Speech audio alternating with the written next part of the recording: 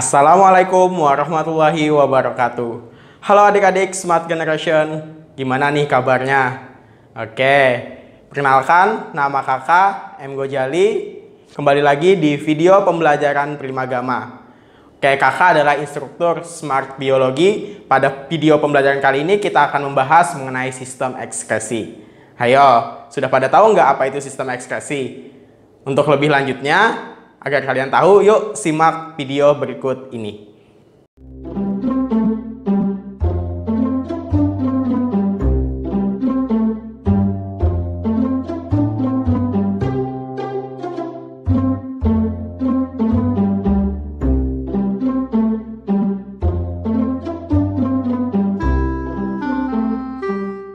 Oke, assalamualaikum warahmatullahi wabarakatuh.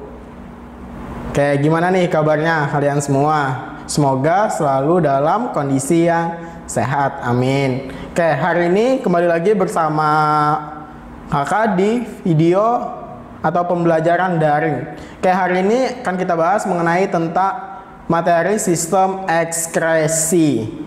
Oke, kita masuk ke materi.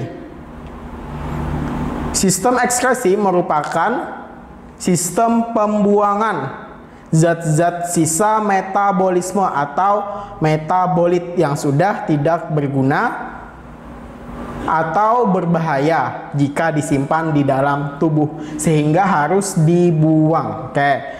Untuk alat ekskresi itu ada 4. Yang pertama ada ginjal. Nanti ginjal akan mengekskresikan hasilnya berupa urin. Hati nanti berupa getah empedu, paru-paru berupa karbon dioksida, dan kulit nanti akan mengekskresikan keringat. Oke, istilah sistem ekskresi atau ekskresi itu berbeda dengan sekresi dan juga defekasi. Tapi ketiganya itu merupakan proses pembuangan yang ada pada manusia ataupun hewan. Kalau sekresi adalah proses pengeluaran substansi kimia oleh sel atau kelenjar yang memiliki kegunaan tertentu. Sedangkan defekasi ini membuang feses atau buang air besar hasil dari proses pencernaan makanan. Oke, ini ada beberapa fungsi dari sistem ekskresi. Yang pertama, untuk menurunkan kadar zat produk metabolisme atau metabolit dalam tubuh agar tidak menyebabkan akumulasi atau penimbunan. Karena pada hakikatnya jika terjadi penimbunan suatu zat, walaupun zat itu berguna, misalkan penimbunan vitamin yang terlalu banyak juga akan berdampak buruk terhadap kesehatan si penderita atau yang banyak penimbunan tadi. Kemudian yang kedua, melindungi sel-sel tubuh dari berbagai zat-zat yang bersifat racun. Contohnya tadi pada hati dia akan mengekskresikan getah empedu. Nah, kan kalau di hati dia berfungsi untuk merombak racun. Oke, sama juga nanti dengan keringat, urin. Kalau tidak dikeluarkan, dia akan menimbulkan penyakit atau toksik sehingga menyebabkan kelainan pada individu atau manusia. Kemudian yang ketiga, menjaga keseimbangan cairan di dalam tubuh agar homeostatis atau menjaga keseimbangan tubuh. Contohnya, ketika kita di suhu yang dingin, maka lebih sering mengeluarkan urin. Tapi ketika suhu udara panas, yang sering dikeluarkan adalah keringat. Nah, itu salah satu contoh dari menjaga keseimbangan. Ketika tidak dikeluarkan, maka akan menimbulkan satu gejala. Kemudian yang keempat ada membantu mempertahankan suhu tubuh agar tetap seimbang. Kita masuk pada organ yang terdapat di sistem ekskresi. Yang pertama ada ginjal. Merupakan organ utama yang memproduksi urin berjumlah sepasang. Jadi ada 2, ada sebelah kanan dan sebelah kiri. Oke, intinya sepasang. Kalau pada ginjal secara umumnya yang lebih berperan dalam proses pembentukan urin ada yang namanya nefron. Oke, ini adalah bentuk ginjal. Nanti tersusun atas medula strukturnya. Berfungsi sebagai pengeluaran zat sisa organik atau pengeluaran zat beracun, pengatur keseimbangan asam dan basa melalui reaksi ion, serta menjaga tekanan darah melalui pengeluaran garam dan juga air.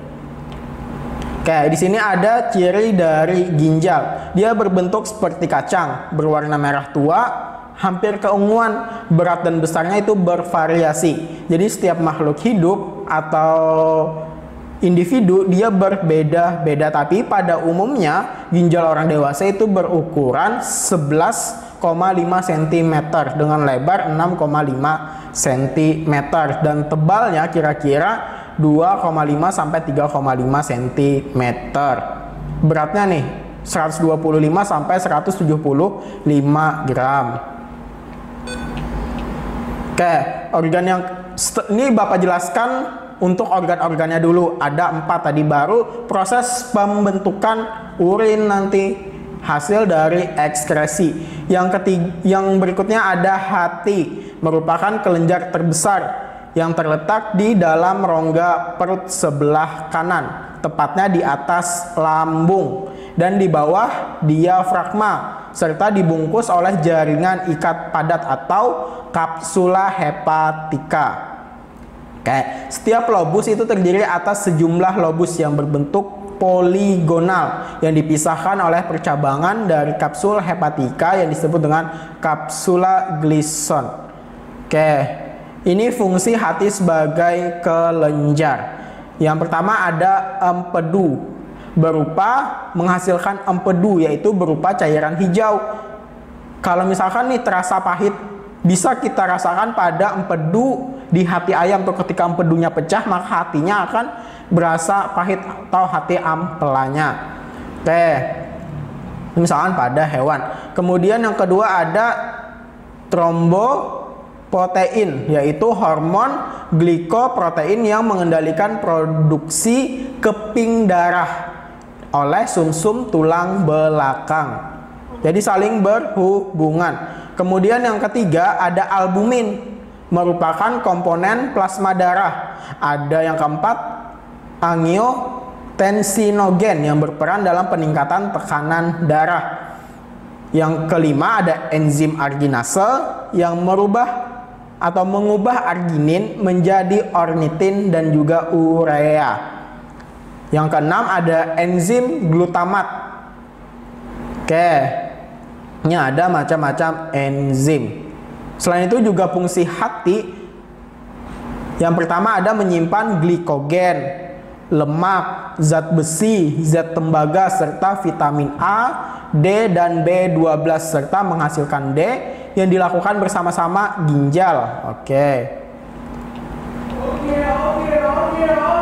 Lanjut ke paru-paru. Oke, ini organ sistem ekskresi yang ketiga setelah ginjal, hati, dan ini ada paru-paru.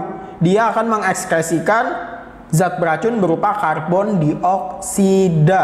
Selain sebagai organ pernapasan, paru-paru juga merupakan organ ekskresi karena mengeluarkan sisa metabolisme berupa CO2 dan juga H2O yang berbentuk uap air. Oke. Nih, CO2 dan H2O dihasilkan dari proses katabolisme atau respirasi intraseluler yang terjadi secara aerob atau yang memerlukan oksigen. Nanti ada dua respirasi itu, anaerob dan aerob. Kalau respirasi apa Pak? Respirasi proses pernapasan. Nanti ada peristiwa pertukaran oksigen dan karbon dioksida. Kalau pada paru-paru nanti organ khusus bagiannya yang berperan adalah alveolus. Ketika nih menghirup udara masuk melalui hidung atau juga bisa melalui mulut. Tapi lebih baik melalui hidung karena apa? Karena ada bulu-bulu atau rambut-rambut penyaring udara yang masuk. Kalau udara masuk melalui mulut, tidak ada penyaring. Oke, setelah itu masuk ke tenggorokan. Nah, di tenggorokan nanti udara itu akan jalan masuk beserta nanti sari-sari makanan dan sebagainya. Setelah itu masuk ke bronkus, Ada percabangan lagi, nih, ada percabangan nanti masuk ke bronkeolus. Setelah bronkeolus nanti masuk ke alveolus. Di alveolus lah terjadi proses pertukaran antara karbon dioksida dan oksigen, dan ini disertai juga dengan proses peredaran darah. Ketika oksigen yang masuk, maka darah yang beredar itu bersih. Ketika dikeluarkan atau berekspirasi, maka udara yang terkandung dalam darah merupakan udara yang kotor. Berikutnya ada kulit sebagai organ dari sistem ekskresi, organ terluar yang menutupi area tubuh. Kayak ini adalah struktur dari kulit, di mana tempat terjadinya ekskresi atau pembentukan keringat itu ada di bagian yang kedua, ada epidermis, ada bagian dermis, di mana nanti di sini terdapat kelenjar keringat dan juga kelenjar minyak. Oke, di sini ada fungsi hati. Selain sebagai ekskresi, dia berfungsi sebagai perlindungan. Karena apa? Posisinya yang paling luar. Oke, nanti ada lapisan-lapisannya. Kemudian pengatur suhu badan. Ada juga sebagai metabolisme dan sebagai komunikasi. Kayak misalkan kita peraba contohnya, kita bisa merasakan struktur dari suatu benda. Kayak ini kita masuk ke bagian-bagian dari alat ekskresi tadi dan juga proses pembentukan apa yang dikeluarkan oleh organ ekskresi. Yang pertama ada ginjal, merupakan salah satu alat ekskresi yang ada pada manusia, yang terdiri atau tersusun atas lapisan jaringan ikat. Ada fasial renal, kemudian ada lemak perirenal dan lemak pararenal. Oke, ini masuk ke strukturnya. Ada lobus ginjal, hilus, sinus ginjal, parenkim ginjal, dan ada pelvis ginjal. Kalau lobus ginjal itu merupakan bagian penyusun ginjalnya. Kemudian ada hilus, cekungan. Hilus yang berupa cekungan pada sisi medial yang membentuk bukaan ginjal. Tempat keluar masuknya pembuluh darah. Ada sinus, parenkim ginjal, dan pelvis ginjal. Kemudian ada korteks. Oke. Selanjutnya ada komponen vaskuler atau pembuluh darah dan komponen tubuler. Kalau yang vaskuler dia terdiri atas arteriola, afferent, glomerulus. Nanti di glomerulus terjadi proses pembentukan urin primer.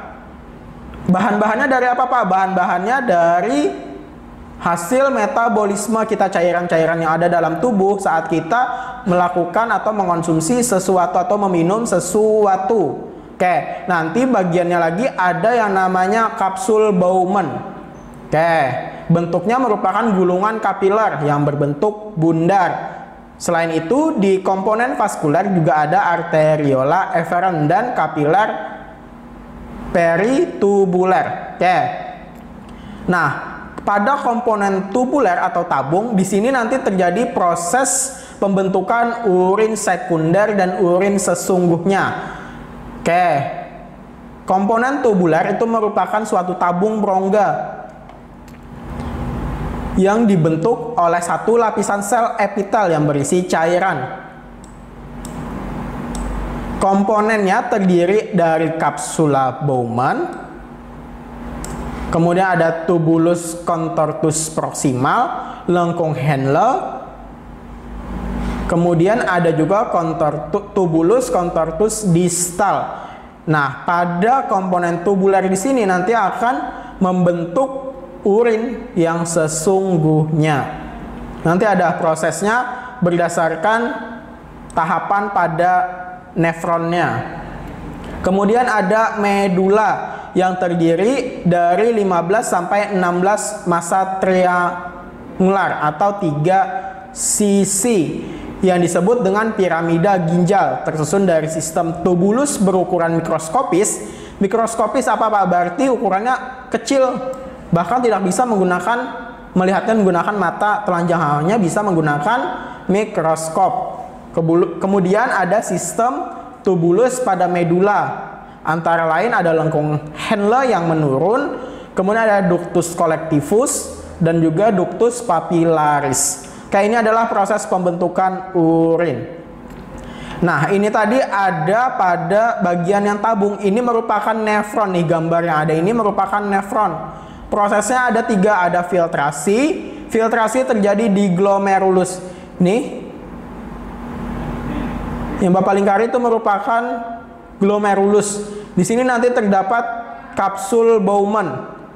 Proses yang terjadi merupakan proses filtrasi atau proses penyaringan. Yang disaring apa Pak? Sari-sari makanan yang masuk bersama darah. Oke, kemudian yang kedua ada reabsorpsi.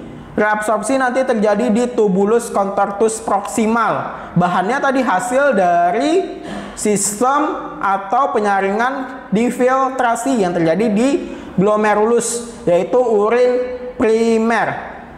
Sudah nih, diserap kembali pada proses reabsorpsi. Dia akan turun melalui lengkung Henle yang menurun sampai nanti lengkung Henle yang naik dan masuk lagi ke bagian yang ketiga, yaitu tubulus contortus distal. Di sini terjadi proses pembentukan urin augmentasi atau penambahan zat-zat yang sudah tidak diperlukan lagi agar dibuang, dikeluarkan dalam bentuk urin sesungguhnya. Di sini juga terjadi yang namanya reabsorpsi H2O atau air, penyerapan kembali air. Nanti juga ditambahkan serta nanti augmentasi dan masuk nanti ke ductus collectivus. Nah, ini merupakan gambar dari glomerulus. Oke, baik glomerulus, tubulus contortus proximal ataupun distal, dia terdapat di salah satu bagian ginjal, yaitu terdapat di nefron. Oke, kalau ini gambar pembentukan urin primer atau proses filtrasi. Oke, mekanismenya gimana kalau filtrasi? Ketika darah mengalir melalui glomerulus, maka cairan akan disaring atau difilter ketika melewati membran glomerulus yang mampu menahan air, darah, dan juga protein plasma. Oke, lapisannya ada apa aja di glomerulus? Yang pertama ada dinding kapiler glomerulus yang terdiri dari satu lapis sel endotelium pipih yang memiliki pori besar. Ada membran basal dan lapisan dalam kapsul Bowman. Oke, ini adalah zat-zat yang disaring pada proses komposisi filtras glomerulus. Oke, ini ada reabsorpsi tubulus. Nah, ini juga merupakan gambar proses pembentukan urin, filtrasi, reabsorpsi, dan augmentasi.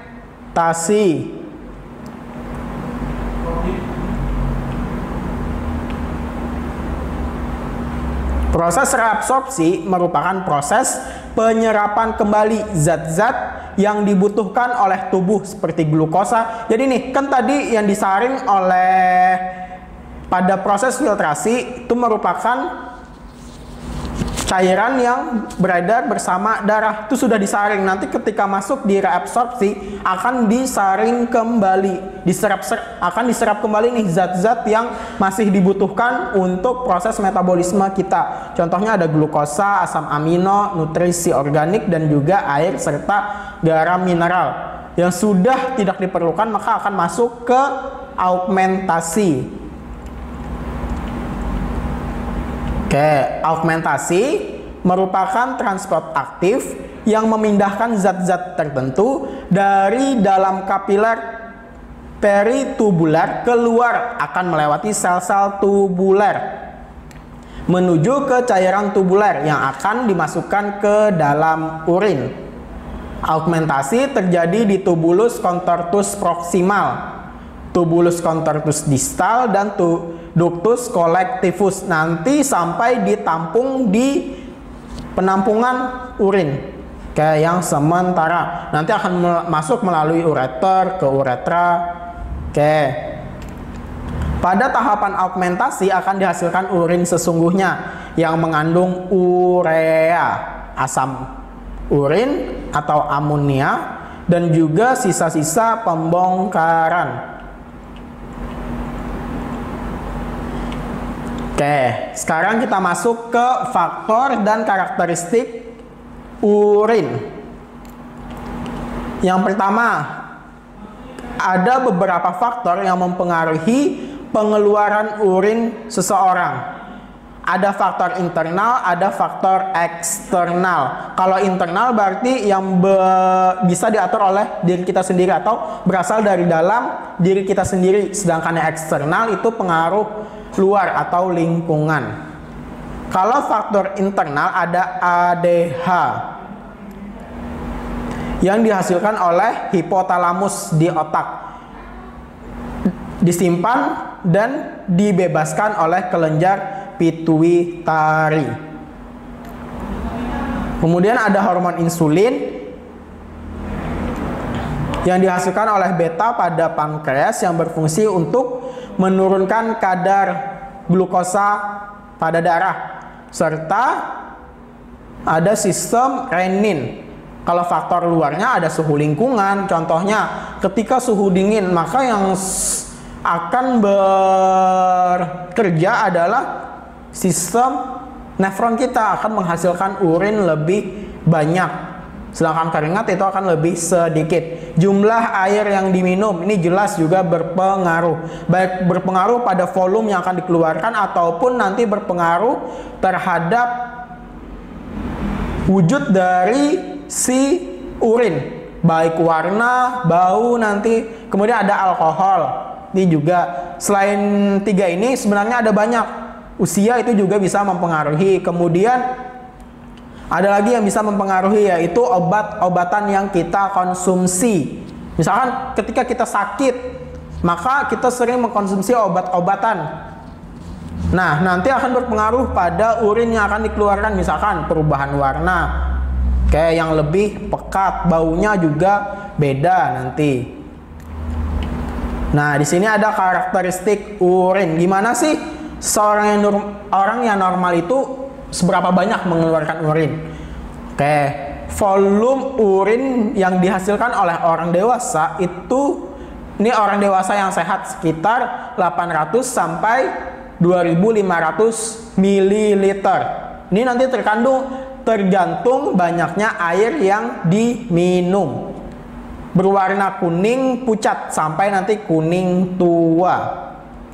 Oke, berat jenis urinnya ada nih, kemudian ada bersifat agak asam dan berbau khas, baunya bau amoniak. Oke, sebenarnya makanan atau minuman yang kita konsumsi itu juga berpengaruh terhadap sifat fisik urin. Ketika kita nih sering minum minuman yang mengandung glukosa yang banyak, maka nanti akan berpengaruh pada warna urin yang lebih pekat. Warnanya, untuk aromanya atau baunya pun nanti beda. Oke, sini kakak pernah melakukan uji coba untuk urin. Nanti diukur pH-nya, warnanya. Urin yang normal itu berkisar, nanti di sini kan dijelaskan nih, dia bersifat asam. Nanti pH-nya berarti di bawah 7 ketika basa, maka nanti akan berpengaruh pada proses metabolisme tubuh kita. Kemudian ada komposisi urin. Kalau zat yang terkandung dalam urin yang normal, maka zat-zat yang ada di dalamnya itu adalah zat buangan nitrogen, bahan keton, asam hipurat, toksin, zat kimia asing, dan pigmen, sehingga dia harus dikeluarkan. Kalau orang yang sakit ini biasanya mengandung albumin, glukosa, sel darah merah, zat kapur, batu ginjal, dan juga bahan keton. Oke, itu tadi merupakan struktur atau proses pembentukan urin yang terjadi di ginjal, lebih tepatnya di nefron. Kemudian ada kulit dan struktur penyusunnya. Oke, tadi untuk keringat dia dihasilkan di bagian dermis, dimana di sini terdapat kelenjar keringat. Oke, bagian epidermis di sini terdiri atas 3 lapisan: stratum corneum, lucidum, granulosum, spinosum, dan bisalis. Serta ada yang epidermis, ini merupakan bagian kulit terluar, tersusun atas epitel pipih yang berlapis banyak. Kemudian ada dermis. Oke, dipisahkan oleh membran dasar yang tersusun dari 2 lapisan jaringan ikat. Ada hipodermis dan juga kelenjar pada kulit, kelenjar keringat dan kelenjar sebaceous. Nah, di sini nanti akan dihasilkan atau diekskresikan keringat tadi. Ini adalah termoregulasi atau proses pengaturan suhu pada manusia yang berkaitan dengan kulit. Panas dalam tubuh itu dihasilkan oleh aktivitas metabolisme dan juga pergerakan otot. Panas yang dikeluarkan oleh kulit dapat melalui beberapa cara. Yang pertama ada pemancaran, yaitu panas dikeluarkan ke udara dan di sekitarnya. Kemudian ada pengaliran atau konveksi, ada konduksi, ada penguapan atau evaporasi.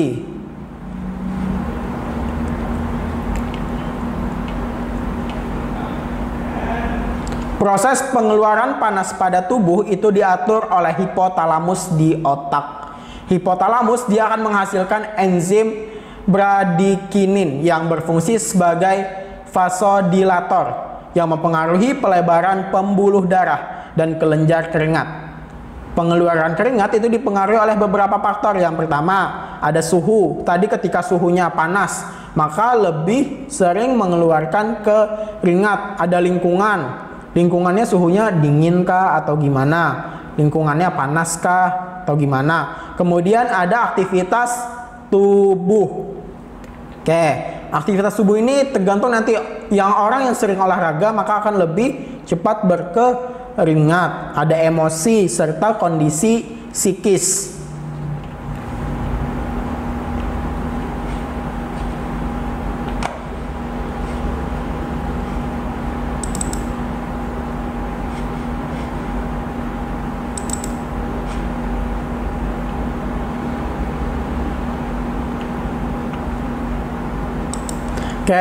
Selanjutnya kita masuk pada sistem gangguan pada sistem ekskresi.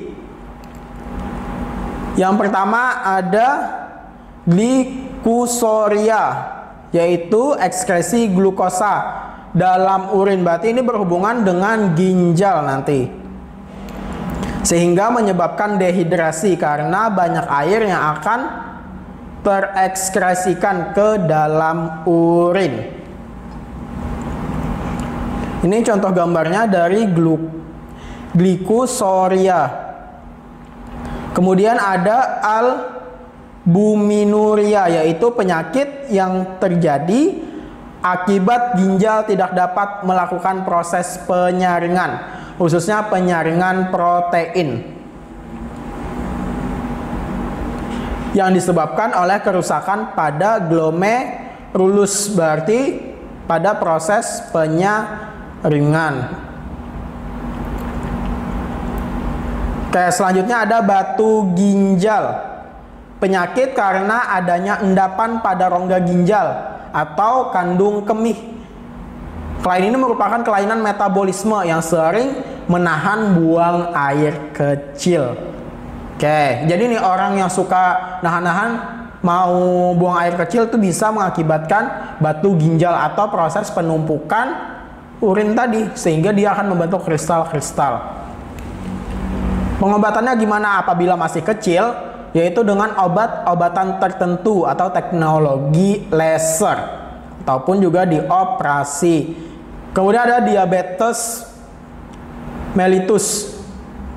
Ada tipe 1 dan tipe 2 nanti. Ada diabetes insipidus.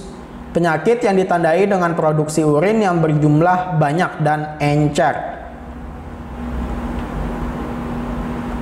Ada poliuria, kelainan akibat peningkatan frekuensi buang air kecil sebagai akibat dari kelebihan produksi air seni. Ada gagal ginjal atau anuria,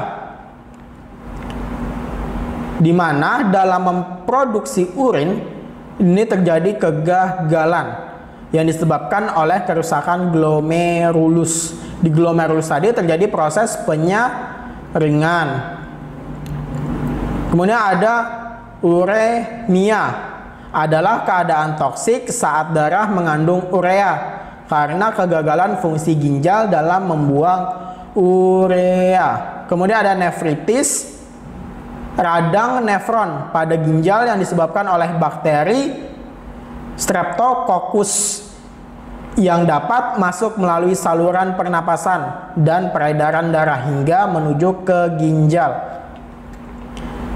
Beberapa gangguan tadi itu merupakan gangguan pada sistem ekskresi di hati. Kemudian ada gangguan pada hati, ada liver, sirosis hati, dan ada hemochromatosis. Kemudian ada gangguan pada kulit. Yang pertama ada biang keringat.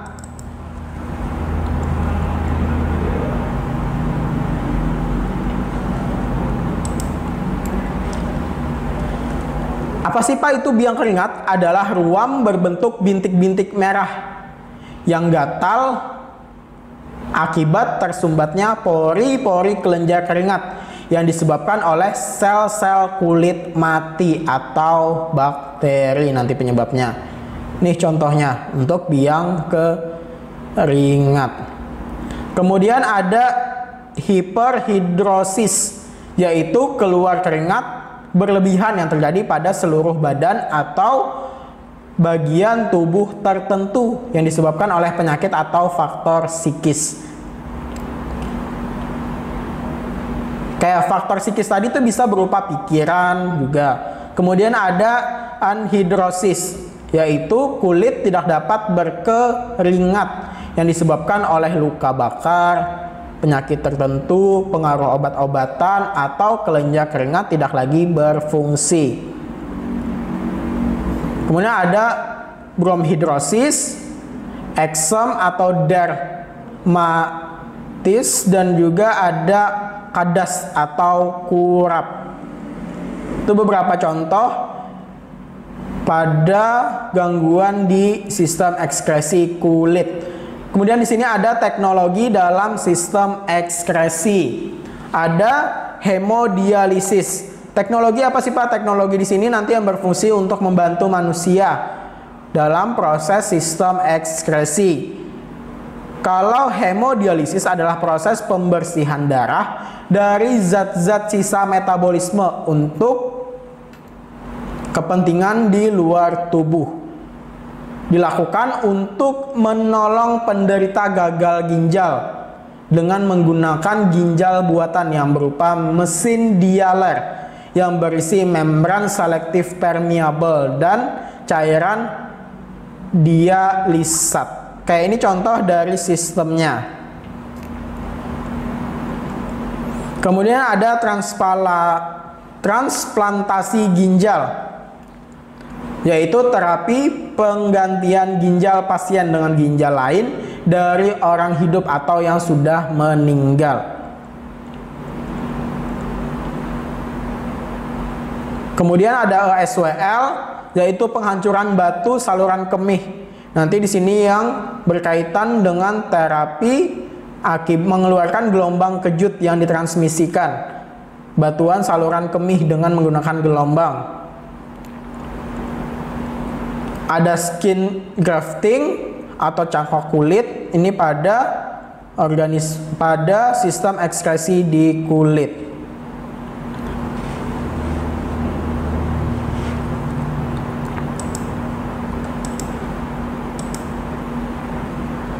Oke, pembelajaran kita materi untuk hari ini seperti yang Bapak jelaskan yaitu tentang sistem ekskresi. Kalian bisa mengunduh atau download materi yang Bapak ajarkan tadi dengan cara nih scan kode barcode yang ada pada layar kalian. Nanti bisa kalian miliki untuk bahan ajarnya. Silahkan di capture dulu atau di foto. Ini nanti bisa di scan menggunakan alat scan apapun, kamera apapun, nanti akan masuk ke linknya. Oke. Proses pembelajaran kita tinggal 3 menit. Kayak kalau sudah di scan, kita ambil kesimpulan dari sistem ekskresi. Manusia. Oke. Kita simpulkan bersama ya tentang sistem ekskresi pada manusia. Yang pertama, alatnya tadi ada 4. Ada ginjal, hati, paru-paru, dan juga kulit. Kalau ginjal dia akan mengekskresikan atau akan memproduksi urin. Kemudian kalau hati akan memproduksi empedu atau getah empedu. Kalau paru-paru akan mengekskresikan karbon dioksida. Sedangkan yang terakhir ada kulit akan mengekskresikan ginjal, akan mengekskresikan keringat. Oke, sorry. Kenapa nih Pak? Tadi harus dikeluarkan. Nggak boleh kah Pak ditampung dalam tubuh? Nggak boleh. Karena tadi urin kah, kemudian getah empedu kah nanti atau bilirubin serta nanti ada karbon dioksida dan keringat, ketika ditampung dalam tubuh atau ditahan, dia akan bersifat toksik atau racun bagi tubuh kita sendiri. Oke, yang sering keluar nanti di soal-soal itu adalah di bagian sistem ekskresi pada ginjal, yaitu ada 3 proses. Ada filtrasi, reabsorpsi, dan augmentasi. Filtrasi itu proses penyaringan yang terjadi di glomerulus pada kapsul Bowman. Oke, yang dihasilkan nanti adalah urin primer. Kemudian masuk nih urin primer ke bagian kedua, yaitu proses reabsorpsi atau penyerapan kembali yang terjadi di tubulus contortus proximal. Oke, nanti akan dihasilkan urin sekunder. Setelah itu masuk ke lengkungan, ada namanya lengkung Henle. Nah, di sini tadi akan terjadi proses Oke, sebelumnya nanti setelah ke lengkung Henle dia akan masuk ke tubulus contortus distal.